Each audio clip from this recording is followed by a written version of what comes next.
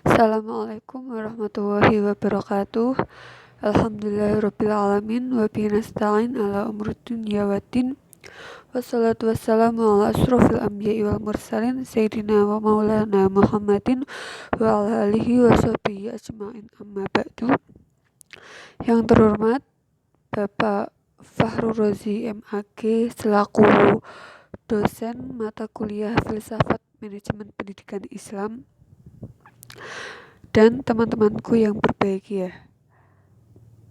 Kami dari kelompok 7 akan mempresentasikan hasil makalah kami yang berjudul Filsafat Manajemen Pendidikan Islam,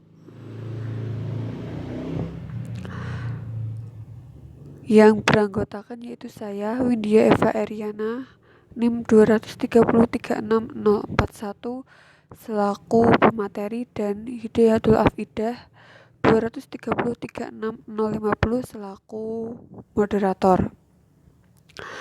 Yang pertama, saya akan menjelaskan tentang pengertian filsafat manajemen pendidikan Islam. Filsafat pendidikan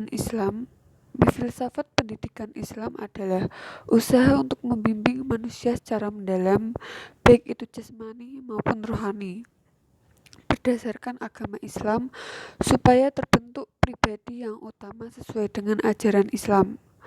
Filsafat pendidikan Islam adalah berpikir secara sistematis, radikal, dan universal tentang masalah-masalah pendidikan Islam berdasarkan kerangka Islami. Manajemen pendidikan Islam adalah proses pemanfaatan semua sumber daya yang dimiliki umat Islam, lembaga pendidikan atau lainnya, baik perangkat keras maupun lunak. Pemanfaatan tersebut dilakukan melalui kerjasama dengan orang lain secara efektif, efisien, dan produktif untuk mencapai kebahagiaan dan kesejahteraan baik di dunia maupun di akhirat.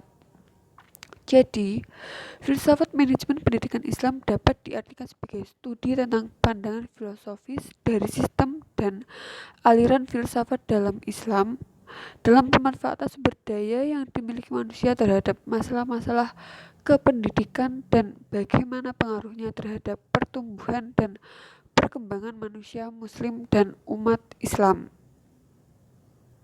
Yang kedua, tujuan manajemen pendidikan Islam. Yang pertama, terwujudnya suasana belajar dan proses pembelajaran yang aktif, inovatif, kreatif, efektif, dan menyenangkan atau paikem. Yang kedua, terciptanya peserta didik yang aktif mengembangkan potensi dirinya untuk memiliki kekuatan spiritual keagamaan, pengendalian diri, kepribadian, kecerdasan, akhlak mulia, serta keterampilan yang diperlukan dirinya, masyarakat, bangsa, dan negara. Tercapainya tujuan pendidikan secara efektif dan efisien. Yang keempat, terbekalinya tenaga kependidikan dengan teori tentang proses dan tugas administrasi pendidikan, atau tertunjangnya profesi sebagai manajer atau konsultan manajemen pendidikan. Yang kelima, teratasinya masalah mutu pendidikan. Yang ketiga, lingkup pembahasan manajemen pendidikan Islam. Yang pertama, pendekatan ontologi. Ontologi filsafat pendidikan Islam adalah suatu cabang filsafat yang berkaitan dengan hakikat upaya pelaksanaan pendidikan Islam untuk memahami seluruh realita yang ada. Yang kedua, pendekatan epistemologi. Epistemologi filsafat pendidikan Islam adalah suatu cabang filsafat yang membicarakan tentang cara memperoleh pengetahuan, hakikat pengetahuan dan sumber pengetahuan dalam lingkup pendidikan Islam, proses, syarat, batas, validitas, dan hakikat dari pendidikan Islam.